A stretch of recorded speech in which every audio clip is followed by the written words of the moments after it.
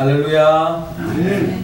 죄의 파도가 넘치는 이 세상 속에서도 주님으로 인하여 늘 평안을 누리게 해주시는 우리 주님을 향하여 할렐루야 찬양대에서 귀한 찬양을 올렸습니다. 우리 주님께서 영광 중에 받아주신 줄로 믿습니다.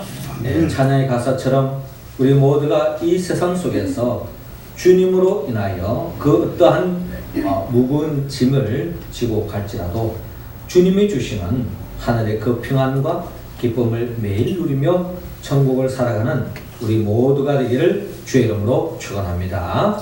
우리 서로 옆 사람과 한번 인사 나눕시다. 주 안에서 평안하십시오.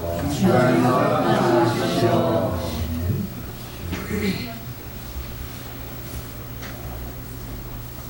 제가 지난 주간에 광화문을 가게 되었는데 그 간 청계천길에 이상한 팻말이 붙어 있었습니다.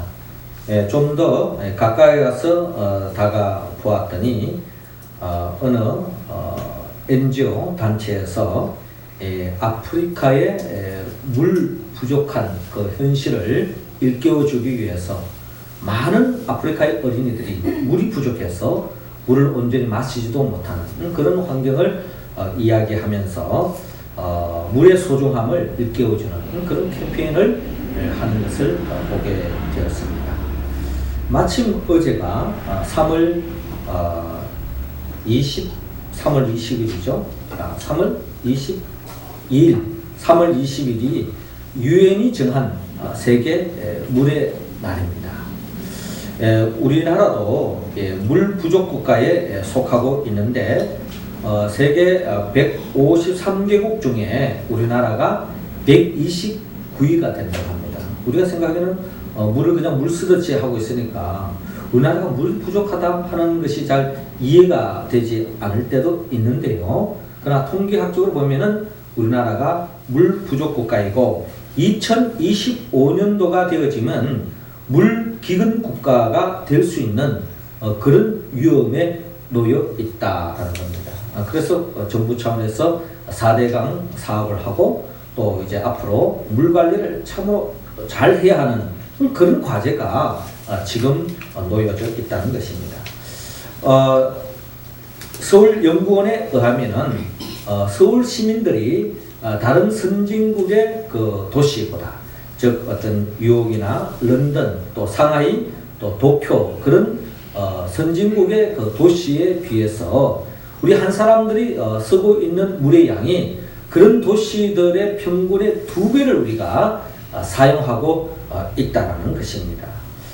그래서 이 물의 날을 통하여 우리는 다시 한 번 더 이 물을 잘 아껴 쓰고 또 이 물의 수질을 잘 보존해서 우리만 누릴 것이 아니라 우리 자녀들, 후손들까지도 그 깨끗한 물을 우리가 사용할 수 있도록 우리가 또한 힘써야 할 것이며 또 우리가 평소에 이렇게 물을 쓸 수 있도록 그렇게 나름대로 환경을 베풀어 주신 우리 하나님 아버지께 감사하는 우리의 모습이 되기를 원합니다. 오늘 성경은 목마름 속에 갈증을 해소하기 위해서 운물가로 다가가는 수가성의 사마리아의 한 여인을 우리는 만날 수 있습니다. 이 여인은 오늘 성경에 보는 것처럼 이 여인에게 참된 행복을 늘 갈망했지만 이 여인에게 참된 행복을 맛보지 못했는데 그런데 이 여인이 오늘 성경에 이 여인에 대한 기록이 끝날 쯤에 되어지면 더 없는 행복에 차 있는 더 없는 하늘의 기쁨으로 충만되어 있는 여인을 우리는 바라볼 수 있습니다. 하나님은 우리 모두가 이 수가성 이 사마리아 여인처럼 우리 모두가 행복한 삶을 살기를 원합니다. 우리가 주어진 삶의 형편과 처지는 다 다르다 할지라도 우리가 이 땅에서 하나님의 나라의 백성으로 주님의 은혜로 인하여 어떻게 하면 우리가 하나님의 나라를 행복을 우리가 매일매일 삶 속에 만끽할 수 있는가 하는 그 길을 오늘 성경은 우리에게 가르쳐주고 있습니다. 어떻게 하면 우리의 삶의 자리에서 행복을 맛볼 수 있을까요? 하나님께서는 오늘 성경 본문 7절을 중심으로 예수님을 만나라고 말씀하고 있습니다. 7절 말씀 우리 같이 한번 읽어봅니다. 시작. 사마리아 여자 한 사람이 물을 기르러 왔음에 예수께서 물을 좀 달라 하시니. 아멘. 수가성 사마리아 여인이 우물가에 왔습니다. 갈증을 해소하기 위해서. 그랬는데 이 여인이 예수님을 만남을 통하여서 그가 육신의 갈증뿐만 아니라 주님으로 인하여 그의 마음속 깊은 곳에 정말 해결할 수 없는 참된 행복의 갈증을 해소하는 역사가 바로 주님을 만남을 통해서 이루어졌다고 오늘 성경은 우리에게 말씀하고 있습니다. 수가성 여인은 오늘 성경 본문에 보면 이 수가성에 있는 이 사마리아 여인은 아마 사람을 통하여서 사람의 기대를 걸고 사람을 통하여 참된 행복을 추구했던 여인이었던 것 같습니다. 뭐 어떤 영문인지는 잘 모르겠습니다만은 어쨌든 5명의 사람과 결혼한 전적이 있고요. 지금도 6번째 사람과 살고 있는데 아직 뭐 혼인신고를 안 했는지 아직 남편은 아니고 또 이렇게 서럽게 동거하고 있는 이 여인을 만날 수가 있습니다. 아마 이 여인은 사람을 통하여 행복을 추구했지만 사람을 통하여 참된 행복을 누리지 못하고 있는 여인이 아닌가 하는 생각을 가질 수가 있습니다. 이 여인과 비슷한 한 인생을 살았던 한 여인이 있는데요. 이 여인은 돈 많은 사업가에게 시집을 갔습니다. 이 여인은 오랫동안 성장한 과정 속에서 돈만 있으면 자신의 모든 욕구를 채워주고 참된 행복을 누리지 않겠나 하는 생각을 들어서 결국 참 돈 많은 사람과 결혼을 해서 참 행복을 꿈꾸며 결혼 생활을 하게 되었습니다. 그런데 결혼을 하고 보니까 남편은 사업을 한다고 늘 동분서주하면서 항상 집을 비우게 되었고 남편과 서로 만나서 대화하거나 교제할 시간이 거의 없었습니다. 너무나도 적절하고 외로운 시간들이 많았어요. 그래서 물질적으로 풍요하고 환경이 좋으니까 상대적으로 더 마음이 공허하고 더 마음의 우울감으로 차 있었습니다. 옛날에는 돈 벌고 사는 것이 삶의 목적이었는데 그것이 달성되자 마음이 공허함이 가득 차고 있었습니다. 삶의 의미를 발견할 수가 없었고 그뿐만 아니라 사업이라고 하는 것이 뭐 늘 그냥 좋은 사업의 환경이 펼쳐지는 것이 아니죠. 상황에 따라서 끊임없는 스트레스가 심했던 것 같습니다. 부자와 살면서 물질적인 풍요를 누릴 수는 있었지만 삶의 진정한 의미와 가치가 없는 것을 발견하고서 이 속에 내가 안주할 수 없다. 내 삶의 진정한 의미와 가치, 행복을 추구하기 위해서 난 더 이상 이곳에 살 필요가 없다라고 하는 그런 극단적인 생각을 하고 부자와 이혼을 하게 되었습니다.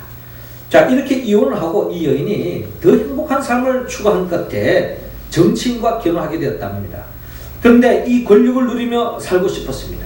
그래서 정말로 권력이 가져다주는 삶은 아닌 게 아니라 편안했습니다. 권력이 있기 때문에 말 한마디로 다른 사람이 가라면 가고 오라면 오고 모든 사람들이 굽슬거리는 그런 어떤 환경에 더없이 참 행복해 했습니다. 그리고 화려한 사교계에 나가서 좋은 옷을 입고 사람들과 교제하면서 인정받는 즐거움도 없지 않아 있었습니다. 그러나 항상 바쁜 남편에게 끌려다니다가 지치고 말았습니다. 이 밤늦게 들어오거나 혹은 들어오지 않는 무질서한 삶의 혼돈 속에 빠지게 되었습니다. 그리고 언제나 그들의 삶은 해바라기의 삶이었습니다. 윗사람에게 잘 보이기 위해서 윗사람만 바라보고 따라다니면서 미소를 지어야 했고 또 선거 때가 되어지면 유권자에게 허리를 아프도록 고개를 숙여 절을 해야 했기 때문에 그러한 생활 가운데 이 여인은 지쳐버리고 말았습니다. 언제나 정치인의 생활은 현재도 미래도 불안하기 짝이 없었던 것입니다. 그 속에 알찬 삶의 의미와 가치와 행복을 발견하지 못하게 되었습니다. 결국은 이 여인은 정치인과도 이혼하고 말았습니다. 그리고 세 번째로 존경받는 교수님과 결혼하게 되었습니다. 교수에게 시집을 가니 교수 사모님으로 존경도 받고 참 한동안 기분이 좋았습니다. 또 생활도 안정이 되었습니다.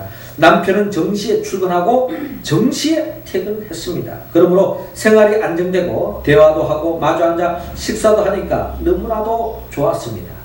그러나 교수 생활에 적은 월급으로 생활하기는 너무나도 어려웠던 것입니다. 화려하게 살았는데 생활이 힘드니까 경제적인 문제로 남편과 다투고 입씨름하게 되었습니다. 얼마 지나지 않아서 교수 생활에 매력이 점점 없어졌습니다. 교수는 자기와 결혼한 줄 알았던데 자기와 결혼하지 않고 학문과 결혼했기 때문에 학문을 파고 또 학문에 집중하다 보니까 자기는 늘 소외감을 느끼게 되었습니다. 항상 책하고만 살고 자기하고는 살아주지 않는 소외감에 빠지게 된 것입니다. 거기에다가 자기 스스로 꿈과 미래를 얻을 수 없었습니다. 그래서 교수와도 결별하고 말았습니다. 다음으로는 이분이 농부와 결혼을 하게 되었습니다. 농장에 가서 자연과 함께 살면서 종달새 울음소리를 들으면서 또 봄이 되어지면 요즘 우리가 이 밖에 나가면 이 봄이 되면 막 새순이 막 돋아나잖아요. 우리 삶에 생기를 안겨주잖아요. 그런 자연과 살면은 더없이 행복하겠다 하는 생각을 가지고 또 밤이 되면은 그 초롱초롱한 별빛을 바라보면서 더없이 행복을 꿈꾸면서 결혼을 했습니다. 그리고 또 결혼하면 싱싱한 농부가 일궈주는 그 채소와 과일을 먹으면서 얼마나 행복할까 하는 생각을 들고 결혼을 했습니다만은 그런데 결혼을 하고 보니까 싱싱한 야채는 돈을 벌기 위해서 시장에다가 다 갖다 팔고 자기는 벌레 먹은 채소와 과일만 먹게 되어지고 또 볼품 있는 과일도 다 시장에 팔고 자기는 볼품 없는 것만 먹게 되었습니다. 도무지 결혼하기 전과는 너무나도 틀렸습니다. 농촌 생활이 얼마나 고달픈지 아침 새벽에 일어나서 저녁에 별을 보고야 들어오고 이러한 삶의 연속이었습니다. 허리가 휘어지도록 일을 해도 항상 빛에 시달리고 경제적인 어려움이 괴로웠습니다. 얼굴은 엉망진창이었습니다. 화장도 하지 못하고 좋던 피부도 거칠어졌습니다. 자연과 함께 생활한다는 꿈도 다 사라졌습니다. 결국 그 여인은 농부와의 결혼 생활도 청산하고 말았습니다. 이제 다섯 번째, 이제 어부와 결혼하게 되었습니다. 출렁이는 바다의 파도에 세상 근심을 다 씻어버리고 살아야지 하면서 그냥 오랫동안 참 각박하게 살아왔지만 이 바다의 이 파도 소리만 들어도 속이 시원하고 그냥 모든 것이 치유되는 듯한 그런 경험을 하면서 이 로맨틱한 생각 속에 이 어부와 결혼 생활하면 참 행복할 것이다 생각을 했습니다. 바닷가에 살면서 생선도 잡으면 회도 먹고 신선한 생선도 먹으니 건강해지고 얼마나 좋은가 하는 생각을 가졌습니다.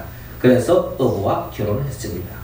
그런데 남편이 고기를 잡으면 싱싱한 것은 다 갖다 팔고 죽은 고기만 가져오는 것입니다. 싱싱한 것은 팔아서 돈을 만들어야 하고 돈 안 되는 죽은 고기만 먹어야만 했습니다. 그리고 일기예보에 귀를 기울이면서 날이 흐리고 바람이 불면 배가 뒤집혀지지 않을까 하는 마음이 늘 걱정하게 되었고 기후가 나빠서 고기를 못 잡으니 마음이 조마조마한 생활의 연속이었습니다. 그리하여 이 여인은 어부와의 생활도 정리하고 말았습니다. 결국 그 여인은 남편을 5명이나 바꾸게 되었습니다. 그래서 모든 꿈도 포기하고 희망도 포기했습니다. 인생이란 의미도 없고 가치도 없는 것으로 여겨졌습니다. 어디서 와서 왜 삶이 어디로 가야 하는지도 모르고 생활하게 되었습니다. 기대에 져버린 나그네의 삶을 살았던 그 여인은 오다 가다 만난 남자와 결혼도 하지 않고 살고 있습니다. 사랑과 기쁨과 행복과는 거리감은 불행의 연속적인 삶의 자리에 놓여 있게 되었습니다. 참으로 불쌍한 한 여인의 인생 이야기입니다. 오늘 성경의 본문에 드러나는 이 수가성 사마리아 여인도 그 속사정은 우리가 다 성경을 통하여 해결할 수는 없지만 아마도 이 여인도 사람을 통하여서 기대를 걸고 이 사람과 살아보면 참 행복할 것이다 생각했지만 혹시나 했어도 역시나 였고 또 혹시나 했지만 또 역시나 하는 그런 연속 속에서 또 새로운 사람과 살고 있지만 그의 마음속에 참된 행복이 없었던 것 같습니다. 불행 속에 살아가는 이 여인이 그럼에도 불구하고 그의 삶 속에 행복이 시작되었습니다. 그것은 오늘 성경에 보여주는 것처럼 예수님을 만남을 통하여서 행복에 싹시 도달하고 행복의 꽃을 피우게 된 것을 오늘 우리는 성경을 통하여 바라볼 수 있습니다. 누군가가 만남이라고 하는 한 편의 시를 적었습니다. 가장 잘못된 만남은 생선과 같은 만남입니다. 만날수록 비린내가 묻어나오니까요. 가장 조심해야 할 만남은 꽃송이 같은 만남입니다. 피어 있을 때는 환호하다가 시들면은 버리니까요. 가장 시간이 아까운 만남은 지우개 같은 만남입니다. 금방 만남이 순식간에 지워져 버리니까요. 가장 아름다운 만남은 손수건과 같은 만남입니다. 힘이 들 때에 땀을 닦아주고 슬플 때에 눈물을 닦아주니까요. 사랑하는 성도 여러분, 우리는 이미 예수를 만났습니다. 예수님은 우리에게 수금과 같은 만남을 허락해 주었습니다. 이 각박한 세상에 열심히 뛰어다니고 지치고 때론 땀을 흘릴 때에 주님은 우리의 땀을 닦아주십니다. 또 이 세상에 지쳐서 하염없이 눈에서 눈물이 흘러나올 때에 그 눈물을 닦아주시는 분은 우리 주님밖에 없습니다. 주님은 수고하고 무거운 짐진 자들아 다 내게로 오라 내가 너희를 쉬게 하리라 라고 말씀하셨던 것처럼 우리는 주님만 만나기만 하면은 우리의 삶은 모든 무거운 짐에서 벗어나서 주님이 주시는 참된 평안과 기쁨을 맛볼 수 있는데 이것은 이 세상 그 어떠한 사람을 통하여서 맛볼 수 없는 참된 만족과 기쁨과 행복이라는 것입니다. 여러분 그 복을 누리고 있습니까? 우리 모두가 매일매일 주님을 만나고 주님과 교제하는 가운데 주님이 주시는 그 평안과 행복을 매일 일상 속에서 누리며 살아가는 우리 모두가 되기를 주의 이름으로 축원합니다. 이어서 성경은 우리에게 좀 더 나아가 우리 모두가 더 깊은 행복으로 맛보기 위해서는 하나님께서는 오늘 보면 19절을 통하여서 예수님을 알아라고 말씀하고 있습니다. 19절 말씀 우리 할렐루야 찬양 배우들 읽어주시기 바랍니다. 시작. 이르되 주여 내가 보니 선지자라고 하였다. 아멘. 자, 수가성 사마리아 여인이 예수님을 만남을 통하여서 행복을 찾게 되어졌는데 수가성 사마리아인이 한번 만나고 스쳐 지나감으로 한 만남이 아니라 주님과의 대화를 나누게 되었고 인격적인 대화의 시간이 깊어질수록 이 수가성 사마리아 여인이 주님에 대해서 주님이 누구인가를 알게 되어졌다라는 겁니다. 우리 사람도 그렇잖아요. 한번 그냥 초면에 만나서 그 사람 다 알 수 있는 게 아닙니다. 시간이 지나갈수록 시간이 깊어질수록 우리는 더 깊은 것을 알게 되어지고 더 깊은 인격적인 또 심지어 영적인 교제까지 할 수 있는 거 아니겠습니까? 자, 오늘 본문 9절에 보니까 이 사마리아 여자가 이르되 당신은 유대인으로서 어찌하여 사마리아 여인은 나에게 물을 달라 하나이까? 라고 기록되어 있는 것처럼 이 수가성 사마리아 여인에게 있어서 이 예수님은 그저 유대인의 한 젊은 청년 남자 정도로만 이해하고 있었습니다. 자, 그런데 이 주님과의 만남이 깊어지고 시간이 갈수록 이 여인은 본문 19절에 보니까 여자가 이르되 주여 내가 보니 선지자로소이다. 그저 하나의 어떤 남자가 아니라 유대인 남자가 아니라 그분과의 대화를 나눠보니까 이분이야말로 우리 인생의 갈 길을 인도해주는 선지자다. 하나님이 보내신 선지자다 라고 이렇게 이해가 되어진 겁니다. 그런데 여기서 멈추지 않습니다. 점점 더 깊이 들어갈수록 어떤 사람은 다 그냥 더 좋은 것, 좋지 않은 것만 드러나는 경우가 있는데 이 주님은 더 깊이 알면 알수록 주님이야말로 오늘 보면 29절에 보니까 내가 행한 모든 것을 내게 말한 사람을 와서 보라 이는 그리스도가 아니냐라고 그가 증거했던 것처럼 이 여인은 예수가 그리스도임을 알게 되어졌다는 것입니다. 할렐루야. 여러분 예수가 그리스도라고 고백할 수 있다고 하는 것, 예수가 그리스도로 알게 되었다고 하는 것만큼 축복된 게 없습니다. 우리가 잘 아는 것처럼 마태복음 16장에 보니까 베드로에게 너는 나를 누구라 하느냐라고 물었을 때 주는 그리스도시요 살아계신 하나님의 아들입니다. 즉 예수가 그리스도입니다. 내 인생의 모든 문제의 해결자라는 것을 베드로가 고백하게 되어졌을 때 예수님이 더없이 기뻐하시고 예수님이야말로 내 인생의 모든 문제의 해결자라고 여기지는 그 베드로에게 축복하시기를 내가 너에게 음부의 권세를 이기는 교회를 세워주겠다. 그리고 천국 열쇠를 줘서 네가 이 땅에서 주님의 이름으로 기도할 때마다 천국 문이 열리는 천국의 기쁨을 맛보는 인생으로 세워주겠다라고 약속하고 있습니다. 그렇습니다. 우리가 예수를 그리스도라고 알게 되어졌을 때에 우리의 삶은 더없는 행복에 젖을 수 있다는 것입니다.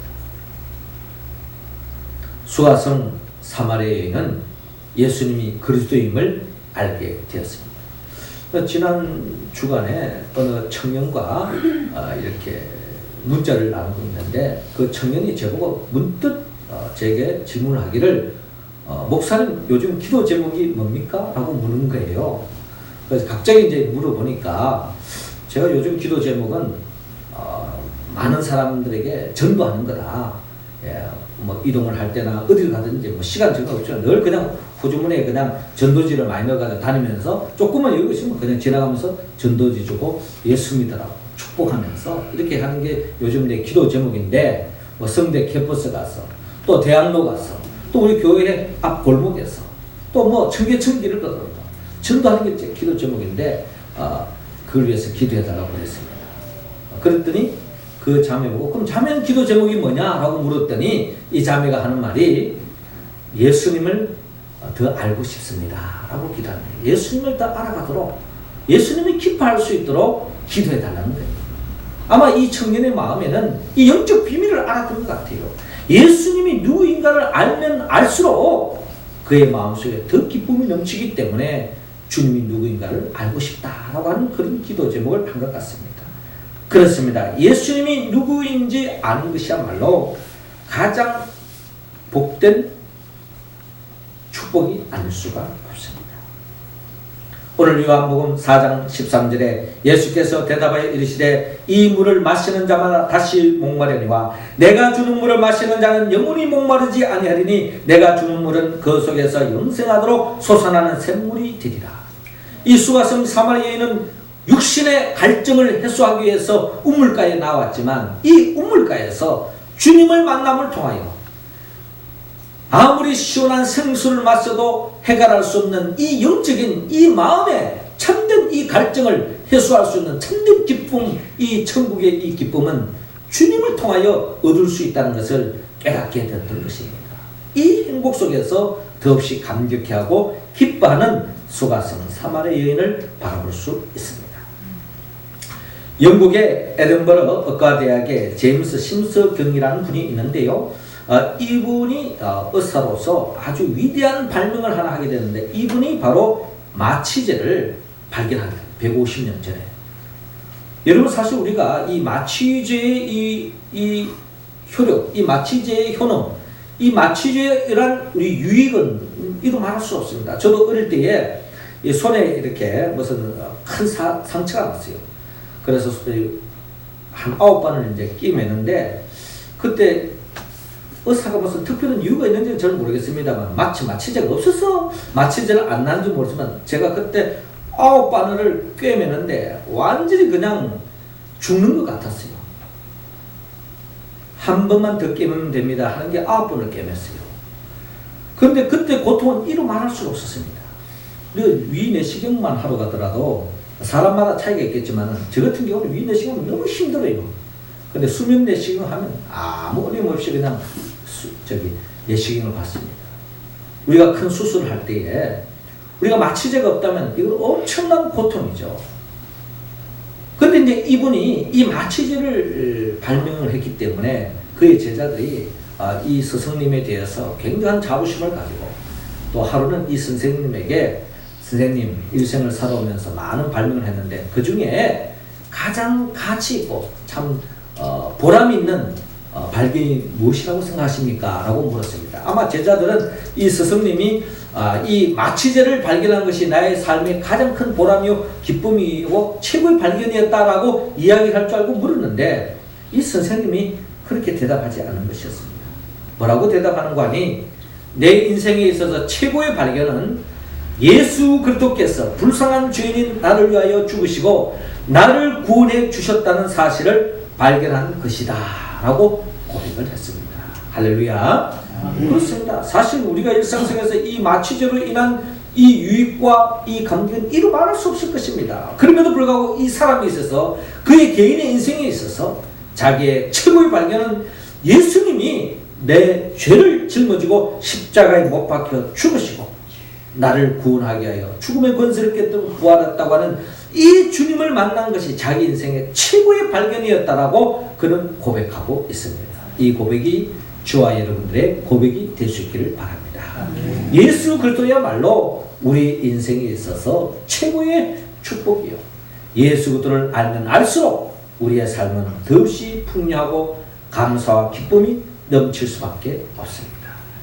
그리고 주님은 이거와는 또 비교할 수 없는 더 큰 기쁨이 하나 있는데 그 기쁨을 맛보기 위해서는 오늘 본문 28절 29절을 통하여 예수님을 전하라고 말씀하고 있습니다. 28절 제가 읽을 테니까 여러분 29절 읽어주세요.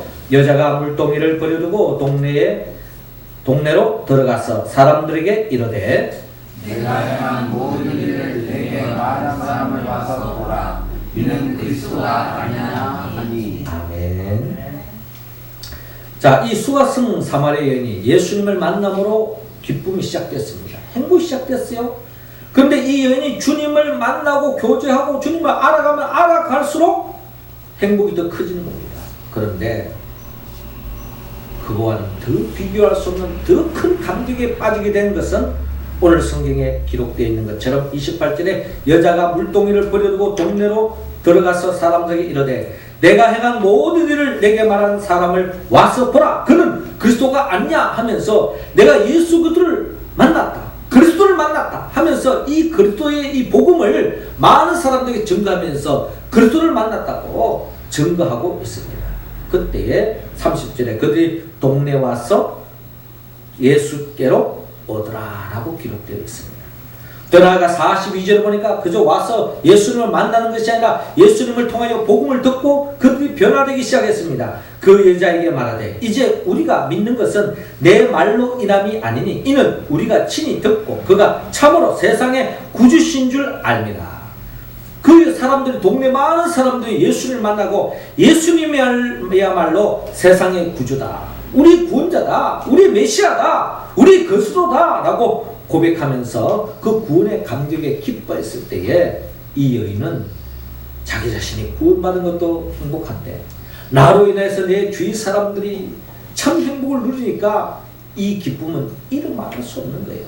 그렇잖아요. 우리가 생활 속에서 내가 기쁘도 기쁜데 나로 인해서 내 주위 사람들이 기뻐한다고 한번 생각해 보십시오. 그것만큼 감사하고 기쁜 게 어디 있겠습니까? 나를 위해서 내 주위 사람들이 기뻐한다고 생각했습니다. 결국 이 여인은 전도를 통해서 정말 하나님이 주시는 이 세상에 그 무엇을 소유하고 그 무엇을 통해서 얻을 수 없는 참된 행복과 기쁨을 만끽할 수 있게 되었다라는 것입니다.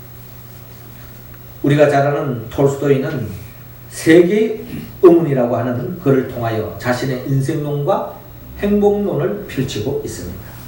진정한 우리의 인생을 어떻게 살아갈 것인가? 어떻게 사는 것이 진정한 행복할 것인가? 세 가지 질문을 하고 있는데 이 질문에 대해서 우리가 바로 응답할 수 있다면 우리 인생은 행복할 수밖에 없다는 겁니다. 그 세 가지 질문이 뭡니까? 첫째, 세상에서 가장 중요한 시간은 언제인가? 둘째, 이 세상에서 가장 필요한 사람은 누구인가? 셋째, 이 세상에서 가장 중요한 일은 무엇인가? 이 질문에 어떻게 응답할 것인가? 그는 이렇게 고백합니다. 이 세상에서 가장 중요한 시간은 현재이다. 지난 과거, 자꾸 그 매일 필요 없다는 거예요. 미래만 늘 그냥 생각하면서 현재를 소홀하는 사람, 불행한 인생입니다. 이 세상의 가장 중요한 시간은 지금, 여기에서, 오늘, 현재라는 것입니다. 그리고 이 세상에서 가장 필요한 사람은 현재 내가 만나고 있는 사람입니다. 자꾸 없는 사람 덜미지 말고 지금 내가 만나고 있는 사람, 이 사람이 가장 소중하다는 것입니다. 그리고 이 세상에서 가장 중요한 일은 현재 내 옆에 있는 사람에게 선을 행하는 일이다 라고 이야기했습니다. 내 가까이 있는 사람, 우리 오늘 박경준 집사님도 기도했던 것처럼 내 가까이 있는 사람, 내 이웃에게 잔잔한 주의 사랑을 선을 행하는 것, 이것이 우리의 삶에 가장 주님이 주시는 기쁨을 맛볼 수 있는 지름길이라는 것입니다. 여기에 대해서 어느 신앙인이 이에 대한 답변으로 이런 또 고백을 한 바가 있습니다. 이 세상에서 가장 중요한 시간은 현재 그리스도를 영접하는 것이다. 그렇죠? 내가 지금 이 자리에서 예수를 영접하고 주님의 통치를 입을 때 이 자리가 하나님의 나라가 시작될 수 있다는 거예요. 그리고 가장 필요한 사람은 현재 기도하는 사람이다. 예, 나를 위해서 기도해 주시는 사람. 그리고 가장 중요한 일은 현재 옆에 있는 사람에게 전도하는 일이다 라고 했습니다. 우리 그리스도인들이 가질 최고의 가치 아니겠습니까? 내 옆에 있는 사람, 아직도 예수를 알지 못하고 믿지 않는 영혼이라면 그 사람에게 복음을 전가해 예수를 소개해서 그 사람이 예수를 믿게 하는 것, 이것이야말로 최고의 기쁨이다 라는 것입니다. 우리가 그의 나라와 그의 의를 구하는 마음으로 주님의 명령을 따라 우리가 복음을 전하고 전도의 일을 감당해 나갈 때에 주님은 우리에게 모든 것을 더해 주시고 특별히 하늘의 기쁨을 우리에게 채워주실 줄로 믿습니다. 한 사람이 한 생명을 주님께로, 아직도 우리 주에 믿지 않는 사람 가슴에 품고 태신자를 품고 그 영혼을 위해서 매일매일 기도합시다. 그리고 전도합시다. 하나님의 때에 반드시 구원의 역사가 일어날 줄로 믿습니다. 전도라는 것은 마치 칠흑 같은 바다에 등대와 같은 일이 바로 전도라는 것입니다. 칠흑 같은 바다에 어디로 항해해야 할지 모르는 배들이 등대를 바라보고 방향을 잡고 살 길을 찾는 것처럼 우리가 전도한다는 것은 이 세상 속에서 빛을 발하는 등대와 같다는 것입니다. 우리 모두가 전도하여서 죽어가는 생명을 주께로 인도함으로 말합니다. 오늘 이 수가성 사마리아 여인이 전도를 통하여 더 없는 하늘의 감격을 맛보았던 것처럼 우리가 한 주간 삶을 살아가는 그 삶의 자리에서 때를 얻든지 못 얻든지 믿지 않는 자를 위해서 기도하고 또 때를 따라서 내가 전도하기 없고 또 여러 가지 환경이 조성되지 않으면 여러분 전도지 가슴에 탁 품고 있다가 따뜻한 가슴에서 데워진 이 전도지를 전하시기 바랍니다. 이것을 전한다고 해서 뭐 예수 믿겠느냐? 믿을 수도 있습니다. 그리고 또 이 전도지를 통해서 예수 믿으면 꼭 우리 교회 안 와도 돼요. 어느 교회나 가도 됩니다. 예수만 믿으면 되는 거예요. 물론 우리 교회가 뭐 우리 여로서는 더 좋겠지만은 어느 교회 가든지 예수 믿고 천국 갈 수 있도록 여러분들이 그런 마음을 가지고 한 주간 살아갈 수 있기를 바랍니다. 사랑하는 성도 여러분, 주님은 우리에게 진정한 행복의 길을 제시하고 있습니다. 주님을 만나야 된다는 거예요. 그리고 주님을 알아가라는 것입니다. 그리고 그 주님을 전파하라고 말씀하고 있습니다. 우리 모두가 나를 위하여 십자가에 못 박혀 죽으시고 부활하신 예수 그리스도의 영 보혜사 성령의 도움을 받았어 오늘의 이 말씀에 응답하여 한 주간 우리가 어떠한 처지에 있더라도 하나님이 주시는 그 행복을 한 주간 누리고 맛보며 또 하나님께 영광 돌리며 살아가는 우리 모두가 되기를 주의 이름으로 축원합니다. 기도드리겠습니다. 생명의 영 보혜사 성령님이시여 이 시간 우리 모두에게 성령의 기름을 부어 주시옵소서.